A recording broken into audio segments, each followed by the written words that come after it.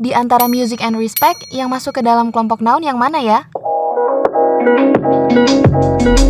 Hello there, welcome back to my YouTube channel. Anyway, di video sebelumnya kita udah bahas tentang common noun and proper noun. Kalau ada yang belum ngikutin, boleh di-scroll lagi videonya. Di situ juga ada beberapa contoh soal lumayan buat referensi belajar. Dan untuk hari ini, juga pastinya beberapa video ke depan, kita masih akan bahas full tentang noun, karena memang jenisnya yang lumayan banyak ya. Nah, hari ini kita mau lanjut bahas jenis noun yang kedua, yaitu concrete noun and abstract noun. Langsung aja kita masuk ke bahasan yang pertama, yaitu concrete noun. Sesuai namanya ya teman-teman, artinya kata bendanya konkret. Konkret itu kan artinya nyata. Berarti kata bendanya itu ya bisa dilihat, bisa dipegang, ada wujudnya, atau bisa juga cara mudahnya gini. Concrete noun itu adalah benda yang bisa diindrakan oleh panca indera kita. Penglihatan, peraba, pendengaran, penciuman, dan juga perasa. Kalau disuruh nyebutin contohnya, pastinya gak akan kesusahan ya, karena emang bener-bener ada di sekitar kita banget. Aku coba sebutin 10 contoh concrete noun. Handphone, pillow, shirt, sweater,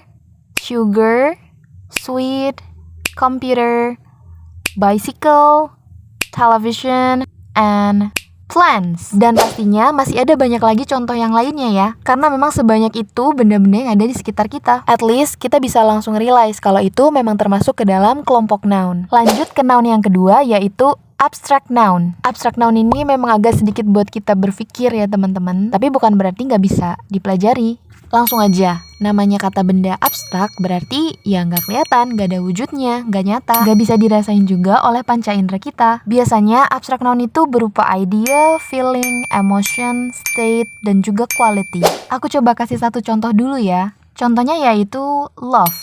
Kita kan memang nggak bisa lihat ya love itu seperti apa, tapi kita bisa merasakannya. Nah itu namanya feeling atau perasaan. Contoh lain abstract noun ada justice, respect, law, happiness, sadness, health, dan masih banyak lagi. Nah, biasanya juga di abstract noun ini banyak kata yang kita jumpai berasal dari imbuhan. Nah, biasanya itu akhiran atau dalam bahasa Inggrisnya itu suffix. Suffix dalam bahasa Inggris itu ada banyak ya teman-teman. Aku coba kasih 2 contoh. Happy itu kan artinya bahagia. Kalau kita tambah akhiran ness di belakang kata happy, jadinya happiness. Artinya juga jadi berubah, jadi kebahagiaan. Contoh yang kedua, achieve. Achieve itu kan artinya mencapai. Tapi kalau kita tambah akhiran men, jadinya achievement, artinya jadinya pencapaian. Nah, 2 kata itu juga termasuk ke dalam abstract noun.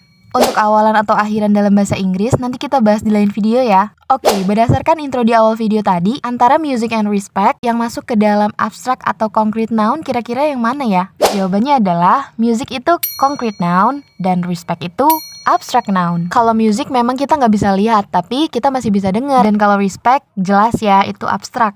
Biar kita bisa lebih sama-sama paham, coba yuk kelompokin kata-kata berikut ke dalam concrete noun atau abstract noun. Seperti biasa, nanti kunci jawabannya aku akan taruh di description box. Segitu dulu ya untuk hari ini. Semoga video ini bisa jadi referensi untuk belajar bahasa Inggris. Sama-sama belajar ya. See you on another video. Bye. Kapan-kapan lagi.